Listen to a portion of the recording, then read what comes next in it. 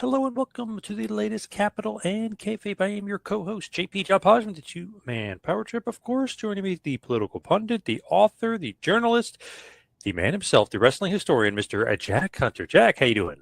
I'm doing fantastic. Good to be with you as always. Now, you got to break this down for me because I have no idea what's going on. I don't know who to believe. Chuck Schumer saying one thing, JD Vance is saying another. The government shutdown. What in the world is going on? How did this happen? What's going on? Is this important? Does this affect everybody? And whose fault is it really? It affects some people. At this time, the ball is in the Democrats' court. Republicans are calling it the Schumer shutdown, and there's some accuracy in that. Basically, my understanding, and I'm just like everybody else out there to a degree, there's part of the stopgap budget that Republicans have put together. And this is the thing where the continuing resolutions, where they kick the can down the road and more debt. It's the most irresponsible way for lawmakers to do this, but they're doing it again, and both parties do it. But within this agreement, I guess illegal aliens who got Obamacare, Affordable Care Act benefits beforehand would not anymore. So I shouldn't say that. A lot of people listening to this would be like, why are illegal aliens getting that to begin with? Precisely.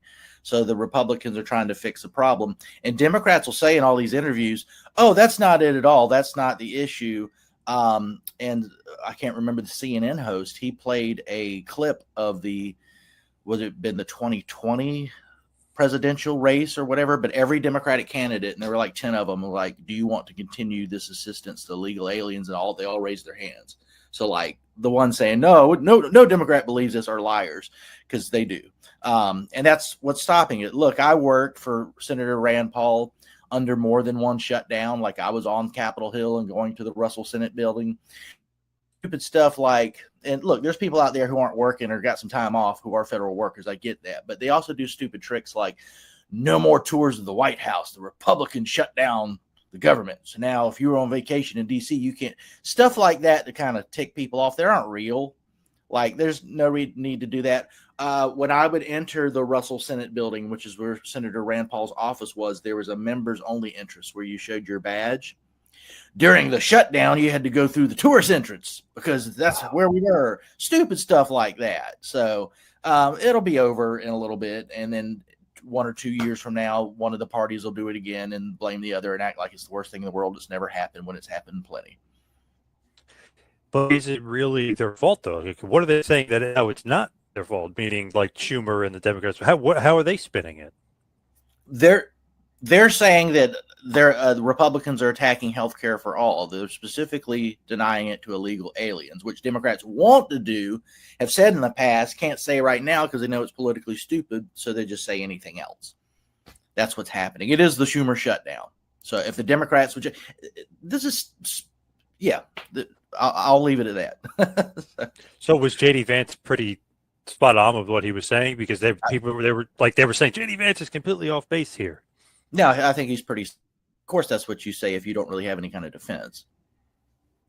So this won't affect, the regular Joe Blow out there, right? I mean, it's not going to affect. It will affect some things, but as far as the trains running on time, basic, you're not going to notice. My libertarian friends and I are like, hey, the government shut down, meaning certain parts are not open for business right now. Hey, we're getting along just fine. Why don't we keep them shut down?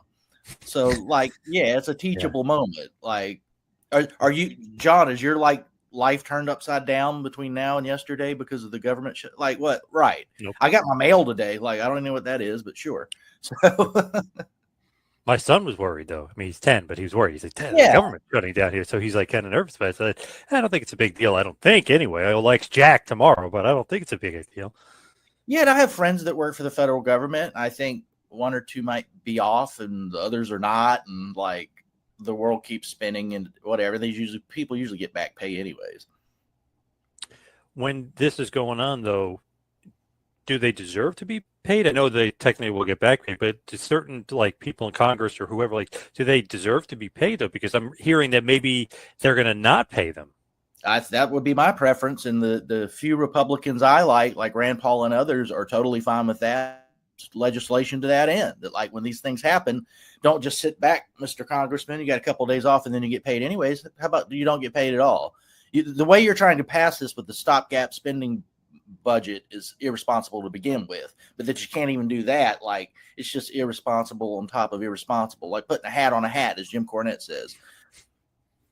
So if they didn't get paid, you think they would just want to not have it shut down and want to come back sooner, though, right? So I feel like by not paying them would benefit everybody to get a deal done. I would think so. Some of these people get so rich while in office, a couple of days of not doing their regular job really isn't going to affect them. But I think that might be an incentive for some to not do this, for sure. Now, I'll mention Israel first because I want to go back to something with wrestling that involves Israel, which was crazy to me when I heard it.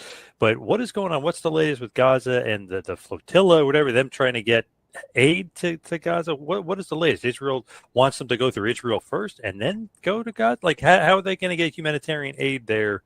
Like, what's the stopgap here? What's going on? To my understanding, the 20-point peace plan that Trump and Netanyahu have agreed to is a little thorny. A lot of the Arab states are not happy about it. I mean, I just saw something, Gray Zone News, who does good work, was reporting on the Gaza Trail of Tears. And you saw all these people from Gaza being pushed out, and it's a literal caravan. And this has been going on for a couple of years now. We know this. It's a genocide. Marjorie Taylor Greene is right to be the first member of Congress to call it that. I don't know, man. I mean, Trump ran on being the peace president and making things better. So far, he's pretty much governed more conventional than I had hoped. The people of Gaza, like, you can say October 7th all you want, and Israel was right to retaliate, but what's going on there now, it's way overcorrection would be an unsympathetic or unhuman way of describing that, but it's not right. And most world leaders can see that. It's why so many at the UN walked out on Bibi Netanyahu recently. It's why you see in American polls that majorities of Americans are now more sympathetic to the Palestinians than the Israelis. That's a first, since 1948 in that state. That's certainly a first in modern political history. And the younger you go, that gap widens, where more people are more sympathetic to the Palestinians, the Israelis. It's funny, if you look at polling in Israel, you see a lot of Israelis more sympathetic to the Palestinians and what their government is doing to them than their own government and military. Mixed bag that we don't see the reality of here in the United States too often. Yeah, isn't that crazy? Like, to think, like, wow, like Hamas and Hezbollah and all these like terrorist organizations, people are actually kind of leaning towards those people than the Israelis right now. Yeah, and that's just what you can't deny it. We live in the internet age. Part of the reason the Vietnam War, that the American public soured on it, is they saw the body bags on TV coming home of American soldiers in this war that just wasn't making sense. But those optics, that visual, made people like, what are we doing over here exactly? What in the hell is this?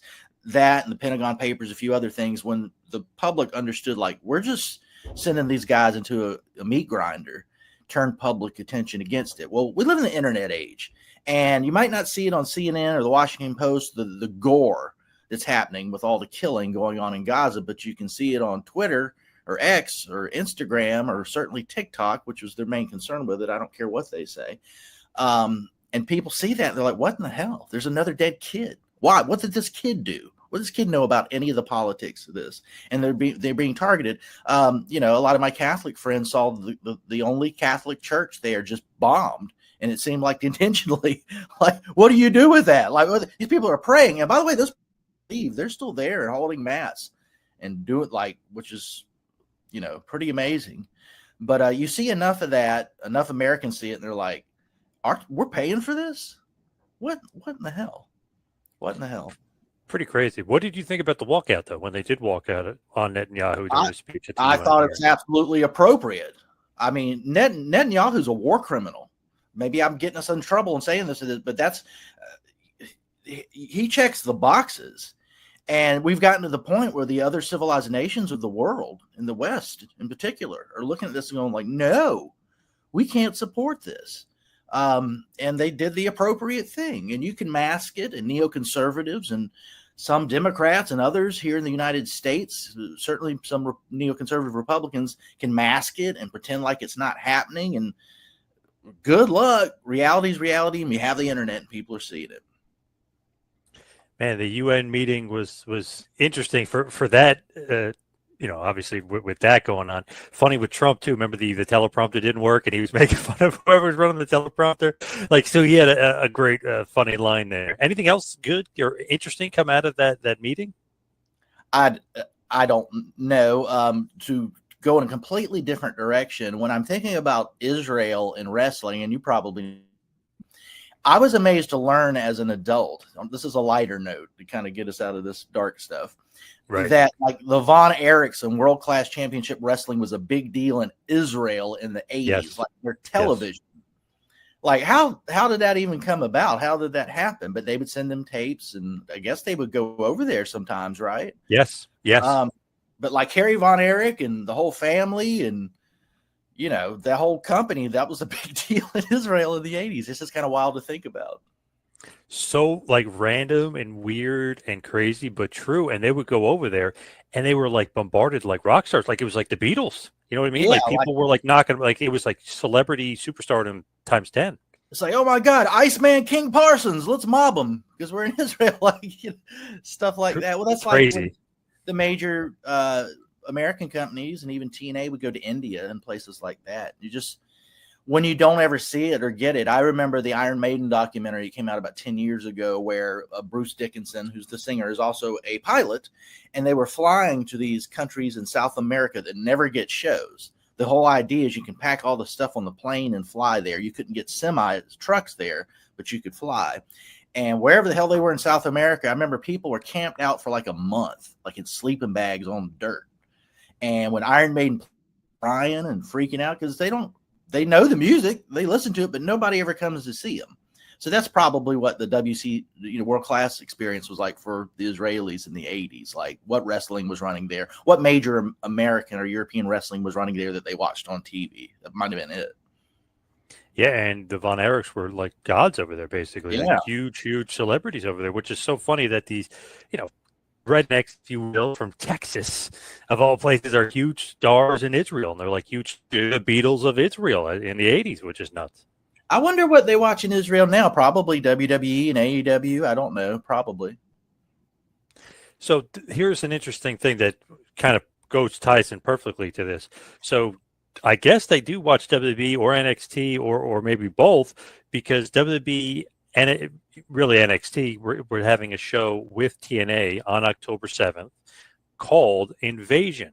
Right. Some Israel paper complained about it. It kind of caught TKO. They got WWE involved, and then they changed the name from Invasion to Showdown because it was insensitive. But just because a wrestling company in the U.S. has two different companies going at it, doing an invasion angle, why? And it's on the date of October 7th. Like, what does that have to do with really Israel? You know what I mean? It doesn't make sense, but they did change the name to Showdown for it. Yeah, and I kind of agree with that. When I saw the date and what it was called, that's where my mind went, but I work in politics. I don't think that's where everybody's mind went. I certainly don't think that's where WWE or TNA people's minds went. That's an invasion angle, like we saw with WCW and WWE back in the day. It's just, ECW invading the WWF. But October 7th is 9/11 for them over there. So, I wouldn't want a wrestling show on September 11th here called, tearing the towers down or something, like, whatever, attack, pure terror. Come see this wrestling show on September 11th. Like, I get it. It's out of basic respect. Smart business move too. Like, oh, we didn't think about that. We'll change it. Like, that's not going to change the number or anything. The only reason I really didn't like that or care for it is just because it's based off of the WCW invasion of WWF from 25 years ago. It's with almost the same exact graphic. It's not based off of anything in politics or anything. It's literally a wrestling angle that they're redoing from 25 years later. So I was like, really? Do we need to change it? If they were that attached to the name, could they just push it back a week when it's not on that date? Like, come on, you can drag this out for another week. They definitely could. And then Santino came out on the show and goes, it's not an invasion. He goes, this is a showdown. And then they their way of writing themselves out of that and making it Showdown instead. Yeah, and that's the way to do it, to kind of explain it to everybody and just not do it and not say anything about it. So, yeah, having Santino do that, that's what I would have booked too. Are you an NXT fan at all? Do you watch NXT or no? I watch it all. Absolutely. We went to an NXT house show here in Charleston recently. Oh, that's right. Duh. Yeah. Got to see Obafemi for the first time, and glad I did because he might be on SmackDown and Raw now. We'll see. Yeah, just lost the title to Ricky Saints, so it looks like he's onwards and upwards. What else could he do in NXT? He's like this big badass that was a champion for a long time, and like, all right, he's not anymore. Ricky Saints has it, which I think was the right move. I think he's going to be main roster bound. But yeah, I love NXT. You know, I'm affectionate for the black and gold brand when Triple H was in charge, and that's probably my favorite period. And then the period right when they got rid of that was the worst period, I think, when it was just pure Vince and whatever Bruce were up to, and it was just like cartoon stupid. But what it is right now, I think it's developed with Shawn Michaels into something great. I don't like all of it, but there's enough of it that I watch every week and I enjoy it. I love seeing like Ricky Saints, who I enjoyed in AEW, being their champion. I think that's cool. I like seeing Ethan Page being just like a guy that they use all the time to help put over other talent. So yeah, there's a lot of stuff I like there. Interesting thing to me about that whole thing with Team TNA versus Team NXT, the Showdown show, the Team TNA women's team is like an NXT team. It's so weird. It's like, what is WWE doing booking wise? Like, it's supposed to be TNA. Like, can't you use the TNA women? It's two ex WWE girls that were in NXT. It's Mara Sade, who's a former NXT wrestler, literally of like 2 months ago, was just in NXT, and then Kaylani Jordan, who's the NXT or TNA technically women's champion right now, but she's NXT homegrown. You know, right. NXT, everything. So it's like, it's really NXT versus NXT in a women's match. Kind of strange. I wonder if that would have been Masha if not for the controversy. And why not bring Tessa Blanchard back? This is a great time. But is it because she's too controversial as well? And WWE doesn't want to deal with that. But like, if we're talking about top women stars in TNA that would fit right into this, that's who it would be. Both problematic in different ways, but WWE brought back Brock Lesnar. Like, what are we talking about here? So the interesting thing also, like, interesting to me, it's like, okay, then the men's team, though, is all like true blue TNA guys, Mike Santana, right. Moose, Frankie Kazarian. So it's like they did it right for the men. I don't know why the women, or maybe they just wanted to go that direction. It just seemed odd to me. It's like the WCW invasion when they did that in 2001. Kurt Angle, Steve Austin, and Shane McMahon are on Team WCW. Like, it made no sense. It was terrible. Yeah, I don't think that they had the star power for the WCW side because all those big names were sitting at home Turner checks still. You know, that's what it was. Flair and Nash and all those guys. Who are what I just said about the women in TNA? The big names is what you want. Does Ash by Elegance really fit that bill? That's nothing against them, but probably not. It would have been Masha. It would be Tessa. It would have been Jordan Grace if she's still there, but she's not. But it's names at that level. They don't really have a lot of that right now, in my opinion. I watch TNA every week. I enjoy the product, especially right now. If Kaylani is Kaylani Jordan is the TNA champion, why does she care about TNA? You know what I mean? She's NXT, right? Homegrown NXT. Yeah, it's weird. And their two world champs are NXT people, Trick and her. Yep. So I think, Mike Santana absolutely needs to beat Trick at Bound for Glory. If they don't do that, I don't know what the point of any of this is.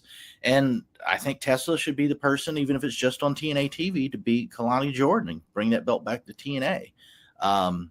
Who else is out there that I'm not thinking about? Can't really think of anybody else, but it is interesting. Trick and Kalani are both, NXT True Blue, and they're both TNA champions right now. What to say about TNA? They got to step up and have their own talent. They got to start going over here in this WWE feud. Yeah, and you think it would be easier now with the association with WWE out there? It's like, do I go to AEW, who's going to pay me decent, or do I go to TNA where I might not make as much, but boy, there's a doorway to WWE? Those are two things to consider. So yeah, like I'll be curious if Nick Nemeth pops up in NXT at some point, but like, I don't know. The Hardys are doing their thing against Dark State, so you get that I'm interested. That's cool because it's like, wow, the Hardys might be part of WWE again. You know what I mean? Like on WWE TV again, which would be phenomenal to me. I love the Hardy Boys. Stupid me, I'm forgetting about the match I'm most excited about in all of this is Javon Evans versus Leon Slater, who had a tag match that already happened by the time we're talking. I thought that was exciting, just watching those two do that. So when they fight each other, that's going to be something. They're kind of two versions of each other in different companies. Young, the way they wrestle is just exciting and different, and you see things that you at a time when you think you've seen everything, they're like, hey, check this out. Whoa, look at that. Because it's so tall and lanky, but muscular and believable. And yeah, I'm a fan of both those guys. And they're both athletic as hell. I mean, they pull off some crazy stuff. Yeah. Yeah, and Javon Evans is such a sympathetic character. Leon Slater is too, but like Javon Evans has been over with that audience for a long time. Now, I was talking to somebody yesterday. I was talking about, because a few days ago, basically, is the day that Bryan Danielson wrestled Kamala. But it was in 2006, but it was a couple days, which was awesome. It was a Ring of Honor title match, just so random. But I was just looking up Kamala and stuff, and then as I'm looking up like Kamala, I see Kamala Harris has a book out. So it's so funny. It's like you're looking of Sugar Bear Harris, if you will, and then she pops up. So it's like, man, I'm trying to get away from politics. I want to, looking up random Kamala matches because I wanted to see him and Hogan, which drew so much money in '87 before WrestleMania. I'm like looking up stuff on Kamala and looking up the feud and stuff, and then her book pops up. Why am I seeing this? Is she trying to stay relevant here? What's going on here? Two things. Well, a couple things on that. Did you see who the referee was in that Kamala the Ugandan Giant versus Bryan Danielson match? No, I don't even remember. And it's funny. I have that literally from my tape trading days. I have that match on DVD. I've seen it. I have his whole title run because I love that ROH title run. So I haven't. I don't even remember the ref. Prince Nana. He was the referee. Yeah. So wow. Now that he's so over with Swerve, I have some friends, including my girlfriend, who are avid fans but aren't as old as me or you and have been watching it that long or that closely. I'm like, Prince Nana is somebody I've always liked, but in Ring of Honor, he was a mid-card guy. And job guy. He's in another manager now with the dance. And I say that because I'm happy for him, rooted for him. Like, he's a big deal now. He's with a top act and is an integral part of that act. As far as our former vice president in her book, do you remember when she first announced that she was running? This would have been in 2020, and wrestling fans were putting up pictures of Kamala the wrestler, like just to be funny. And I noticed some on the left were like, look at these racist Republicans comparing this black woman running to president to this, what they didn't know who the Kamala the Ugandan. I'm like, y'all are stupid. They have the same name. That's all it is. But literally Kamala. His last name is Harris. Yeah, it's obvious. Yeah, right. She's pushing her book. What the hell? I don't say this with glee. I say this as somebody who wants Tulsi Gabbard to be the next president of the United States, a woman of color. Kamala Harris is dumb. She's the dumbest person to ever run for president in my lifetime that I'm aware of. She doesn't have original thoughts. Critical thinking is not her strong suit. The reason she wouldn't talk to Joe Rogan for 3 hours is because she would have looked stupid after 3 minutes. And he's not somebody that presses you with hard questions. He's just intellectually curious and trying to get to know the person. Donald Trump can do that. He might say something crazy, but he can do that. She can't do that. The closest she got was that left-leaning podcast that was very popular. I forget what it's called right now. I think she talked for about 40 minutes, but there was nothing there. A very sympathetic host that wasn't going to make her look bad. God knows what's in this book. It's probably, oh, woe is me. Look what Trump did to me. Look what Republicans did to me. I'm sure that's all it is. And we've got enough of that already. Thank God that woman's not president. Thank God that woman's not president on our 250th birthday coming up next year too. I wouldn't have wanted to see what that looks like. That would have been disastrous for sure. Nothing like, though, Kamala. Maybe Bryan Danielson in that Ring of Honor World Title match might have been his best match outside of those Hogan matches from '87. And I love Kamala, but I thought that was a great match and so random for that title run, a Ring of Honor title match back in the mid 2000s when it was work rate. Yeah, and that's around the time I first got in the Ring of Honor. I'd heard about it. The internet wasn't what it was now and access and all that, but I went to a TNA house show in Charleston, whatever year that was, 2004 maybe, something like that. What year was that match with you, Danielson, and 06? 06. So around that time, and I had heard about the Punk Samoa Joe cage match. I just heard about it as a fan, right? And so I'm talking to the vendors. I see a bunch of Ring of Honor DVDs, and he goes, "You're looking for the Samoa Joe." So he can read my face. Like I was like, "Yeah." He goes, "Here it is." I bought that and another Ring of Honor and watched them and was hooked.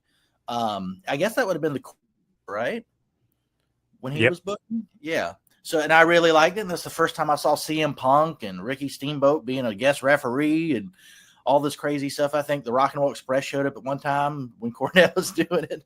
Well, actually, Cornette at that point, Cornette was just like a guy that they used, so he was just talent kind of at that point.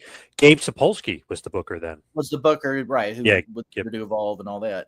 Does Gabe work for NXT now? Does he work directly for them? So he works for NXT, works for WWE. He's technically booked Evolve, which is on Tubi every Wednesday night, which I think maybe people forgot about, but that's still going on. It's like the rebirth of Evolve. He's also a talent scout for them, and he does a lot of I guess it's like seminars and stuff, and kind of showing people this is the WWE way. If you want to make it, do this, that, and he's like scouting talent. And that makes all the sense in the world. Obviously, he was the right-hand man for Paul Heyman, which is how he learned back in the ECW days, if I'm getting that right. I used to go see those independent Evolve shows, free from WWE. Well, not free because Triple H showed up at one, and I met Norman Smiley and William Regal at some. They had a relationship, but it was his own thing. But that's the first time I met Keith Lee. That's the first time I met Darby Allin. When I say meet, these shows had like 200 people at them. These people were very accessible. I had long conversations with Matt Riddle and Zack Sabre Jr.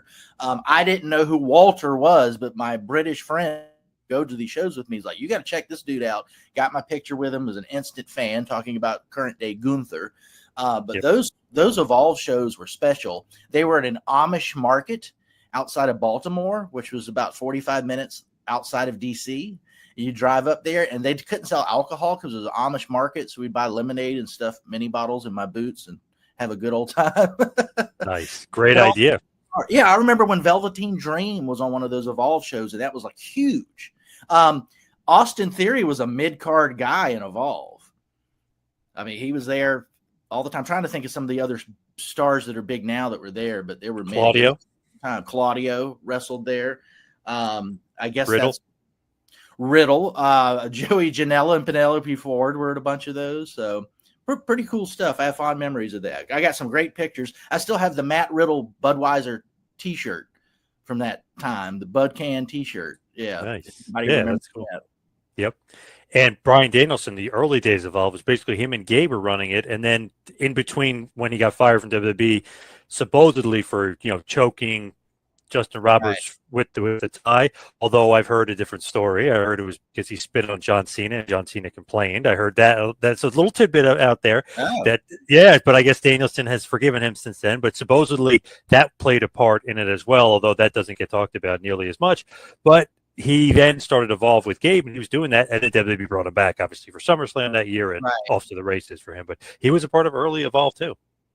I wouldn't have thought that Danielson would do that to John Cena, much less I'd never heard that. Like, what was going on that you would do? That's the top guy, dude. Like, behave yourself. Well, it was that Nexus thing. So basically, they said just go crazy, do whatever you want. So then he choked him, spit on Cena, was beating him up, and apparently Cena complained, like, I don't want like, come on, like this guy spit on me, blah blah. So gotcha. But Danielson had said that the choking thing because of the Benoit stuff, like that, he said that was maybe the leading issue besides the spitting on Cena.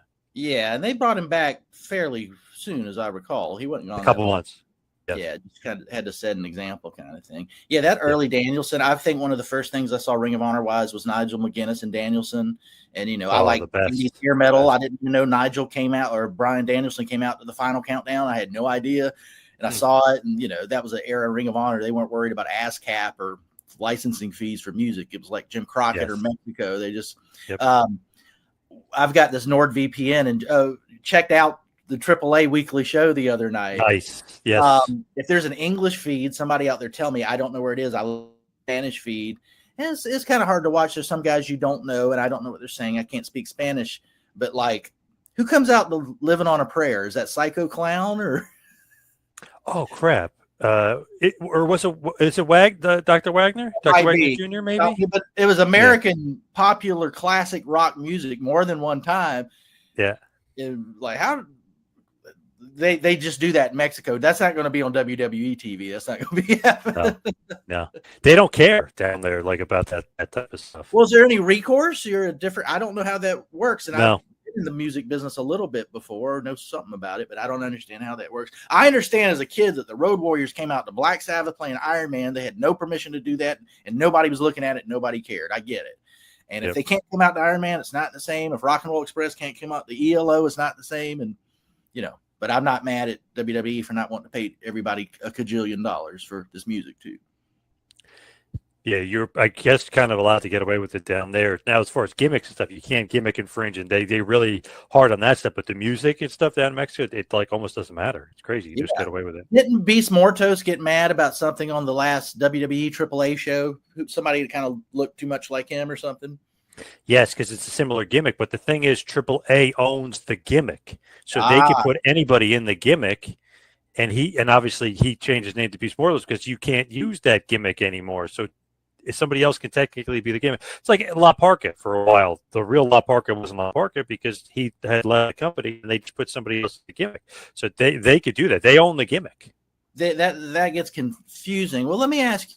I've seen reports as we're recording this that Tessa Blanchard's going to be working some more in CMLL. Have you seen that?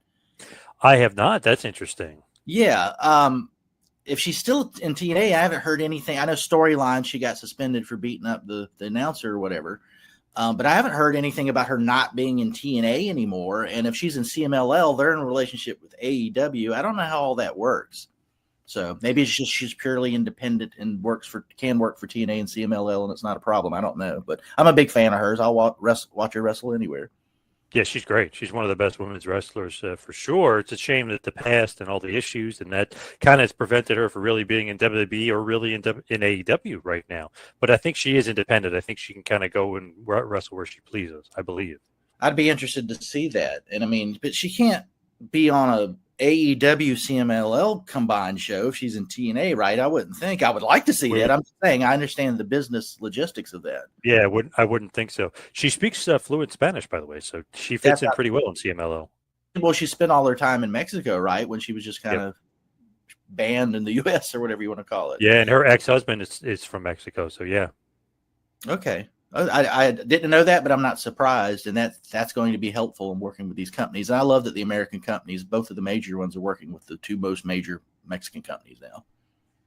And Andrade, we were kind of saying a while ago, like, man, he left WWE, he's got nowhere to go. I guess him and Tony Khan made up because he showed up. I guess he made up with him. I guess as a fan, and when I read the reports, I don't read every Tom, Dick, and Harry website out there that are just aggregating from SAP or Meltzer or whoever, and when I can just go to the source. I try to read people who I believe. But when Andrade left, wasn't he kind of like pitching a fit and just wanting to go back to WWE? Yes. Yep. Yeah, like not being professional about it. And Tony, when he's asked about it, was professional in his response. But you're right. I guess they patched that up. I was surprised.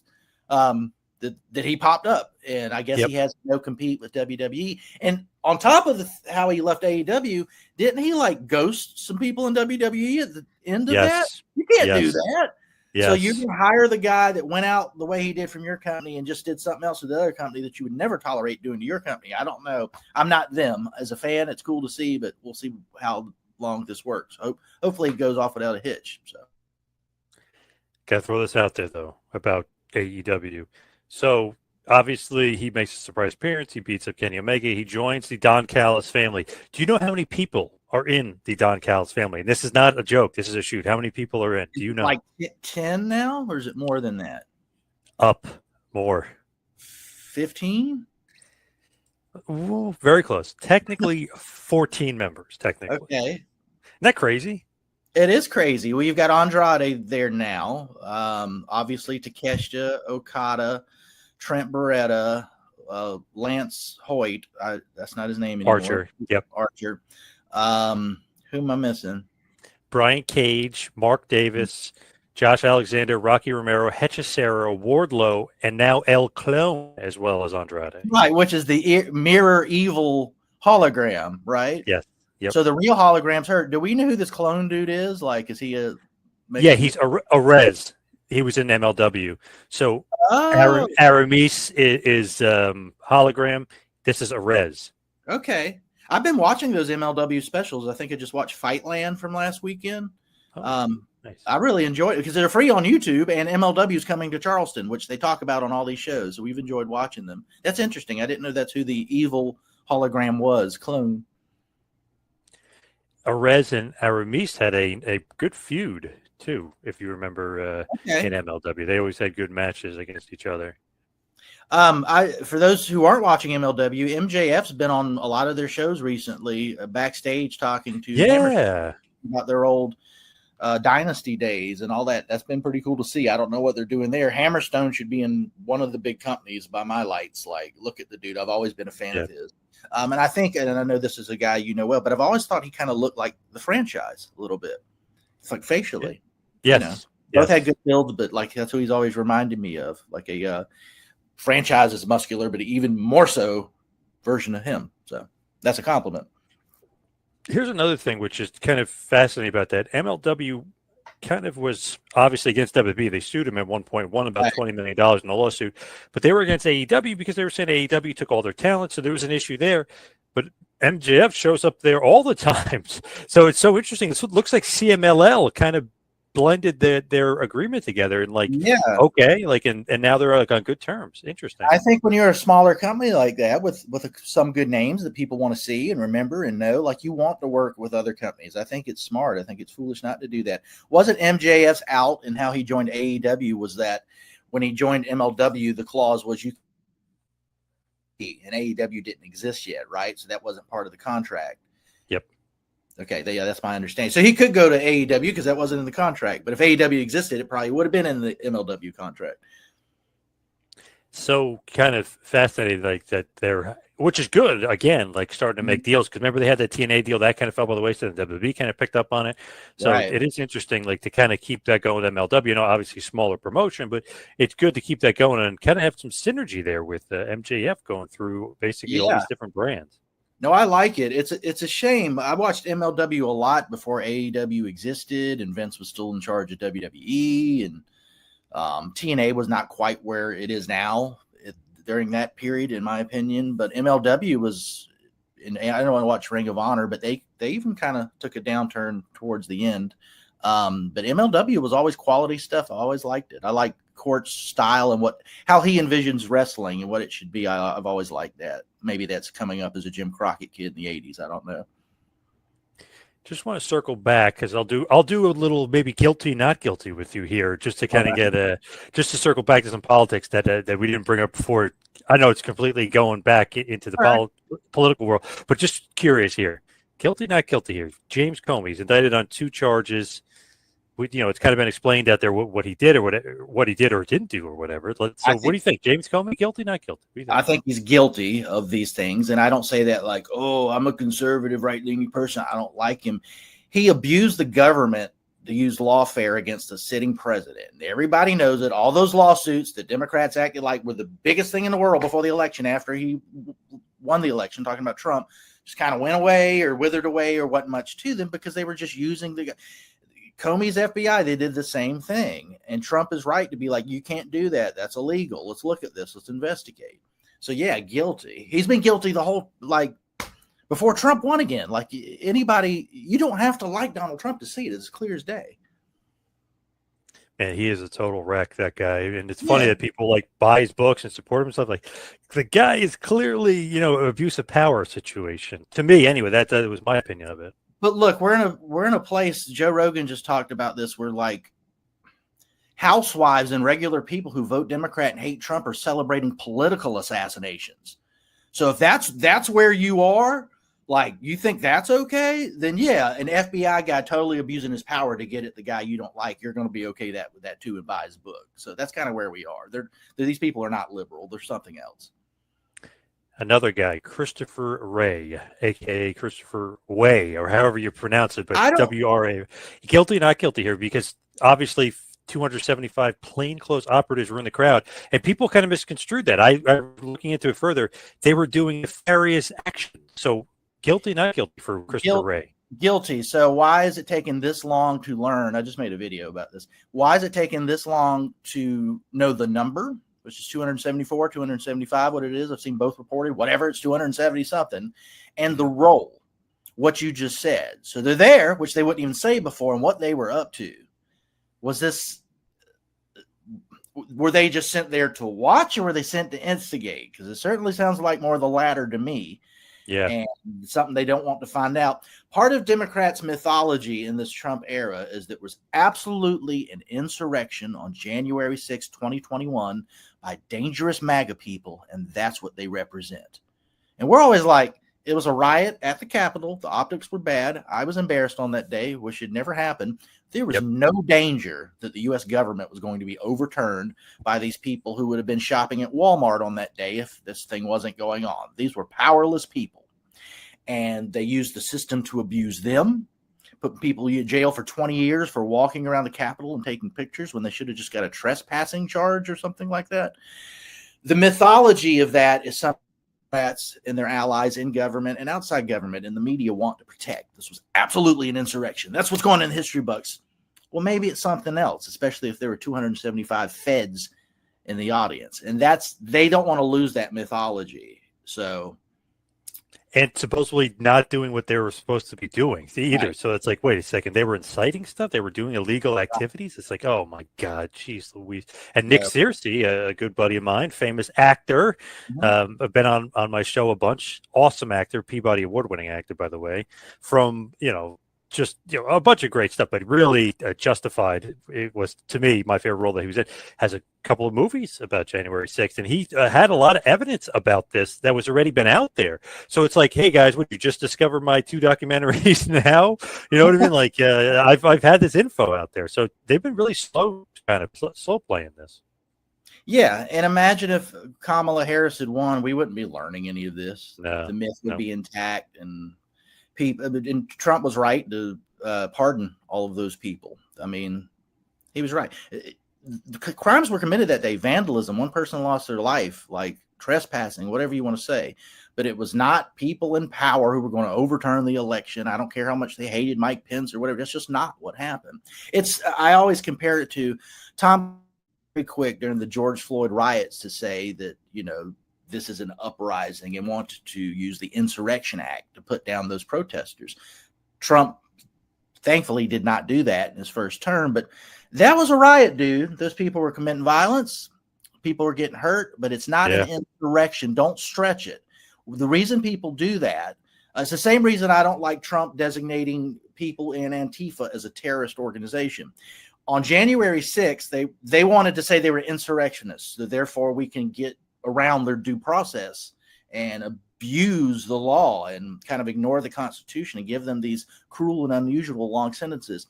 I don't want some left-wing kid who's got rot in their brain and reading all the wrong stuff getting mixed up with a group of people and throwing Molotov cocktails. I don't want to put that kid away for 50 years or something because he's a terrorist. I want to charge him with the crimes he did. If he deserves a year in prison, cool. If he deserves a slap on the wrist, cool. But I don't like this. I mean, Al-Qaeda are terrorists. I'm comfortable with that. But don't say that every American right or left wing or wherever who gets caught up in some radical activity or criminal activity is something beyond the crimes they committed. I don't like that. That's what Democrats have been so eager to do with January 6th. I don't think Republicans should do it with Antifa. Is not an organized thing. It's a thing, but it's like, people texting each other. Maybe they coordinate a little bit, but like it's like 60s hippies getting mad and fighting back. It's that kind of thing. It's not a organization. I'm not saying like George Soros or somebody doesn't give money to it, but it's a lot of kids with a lot of problems. I bet at the end of the day, if you really got to know who these people actually were, they weren't wearing masks. Now, this may be a little controversial, but with all the Charlie Kirk stuff going on, all these conspiracy theories, them cleaning up the spot of where it happened, the camera. I mean, there's a million different things to look at, and what they love because it's chaos, and nobody can kind of put 2 cents together and kind of figure out the heck's going on here. So, guilty, not guilty? Is Tyler Robinson guilty or not guilty here? Because it like all this evidence is kind of amassing like something else happened here. It just really seems kind of odd to me. I may be crazy on that, but just something seems off now that we're learning more and more like the gun and how did he get it off the roof and was like this, and then the picture that was supposedly him, if you look at it, his family goes, that's not even him. Like just a lot of weird stuff. That Dairy Queen that he supposedly took a picture of that doesn't even exist right now. Somebody literally on TikTok, this guy goes there and it's been closed for weeks. So it's like, what the hell? Like, what is going on here? So are you changing it all? You change your mind? No, I have all the same questions you do. I would say guilty, but per my spiel I just gave, I don't want to see a patsy or somebody do something get punished for it. And our government will certainly do that. Did Lee Harvey Oswald shoot JFK? I mean, people still wonder about that, and rightfully so. Yeah, I would crazy. say guilty, John, because they do have some kind of evidence, unless I'm crazy not looking at it right. But so many more questions surrounding it that make it curious. And if he did do it, did somebody put him up to it? And if he didn't do it, what the hell does that look like? If his family saying, "Hey, that's not him," like that's something too. It wasn't his dad that turned him in, like so. But it's funny, Candace Owens even putting a hole in the dad turning him. Apparently, it wasn't the dad; it was like a friend who was a law enforcement guy. So, like, Okay. is that part even true? It's like, holy moly, Jesus! Yeah, I don't know, and I don't trust the government. I'm a libertarian. Yeah. I expect them Yeah. to lie to me. So What about the Snake Eyes theory? What about the Nicolas I Cage don't. Snake Eyes Snake Eyes theory? from GI Joe. What is that? No, Snake Eyes the movie from 1998 with Nicolas Cage. The theory. Oh, well, what's the theory then? This is insane. So a political figure gets murdered inside a Trump Taj Mahal or whatever for a boxing event, right? So Trump is involved already. Okay, so it's his arena technically. A political figure gets murdered, shot in the neck. The date, September 10th. The boxer who's involved in it, who took the dive, and he's like a part of this. He's the patsy, so to speak. His name is Tyler the Executioner. And Israel is tied in, and Israel is tied into this movie as well. So I was like, okay, that is really, really weird. And the guy that got killed, that got shot in the neck, his name in the movie is Charlie Kirkland. You're kidding me. Nope. I looked into it. I'm like, this is all true. I was like, that is nuts. That is way too many coincidences, right? That is crazy. I hadn't so heard weird. John. And I'm reading all this weird stuff on Instagram about Nicolas Cage, and that popped up. I'm like, oh man, Nicolas Cage did this, is what I'm hearing. Guilty. Yes, but obviously, Snake Eyes is from 1998. It was a great movie with Nicolas Cage. It's one of those like it's so bad it's good, but is it really that bad? It's a good movie. I liked it. It's like a thriller. Like he's got to find out the killer who murdered this congressman or whatever, this senator at the boxing match. So it's interesting. Okay, I'll have to go back and check. I think I go to so many movies. I think I kind of recall that. I probably saw it and forgot about it. Yeah, I was talking to my buddy about it the other day. He was like, remember we saw Snake Eyes in the movie theater in 98? He's like, I know, because we used to love Nicolas Cage. We'd see Con Air and The Rock. And so, yeah, check that out. But that theory just like blew my mind. It's like, I was like, that's so coincidental. It's actually scary. That's crazy. And yeah, the wildest. Way too many coincidences. Yeah, it's like 9 coincidences or something. It's so weird. Why, if you were, let's go there. If you were a government person, you're trying to orchestrate this thing, why would you copy that movie? Like, to call yourself out? I have no idea. Some of these nut jobs online are like, they're doing it on purpose because they're laughing at you and like stuff like that. I was like, it's getting about all that, but you might be getting a little crazy there. But I was like, that does seem really, really odd. Like 9 coincidences of like attached to that movie that are attached to Charlie Kirk. So strange. That's weird. I'd never heard of that. Now I will want to go watch the movie. All right, let's wrap this bad boy up as we're telling everybody to go see Snake Eyes with Nicolas Cage. Stream it if you have to. You can follow me on Twitter and Instagram at 2Man Power Trip. How about you, Jack? You can find me on X, formerly Twitter, at JackHunter74. Anything I write, say, do, or tell stupid jokes, you can find right there. All right. Thank you, everybody out there, for listening. See you right back here next week for a little Capital and Kayfabe. See you.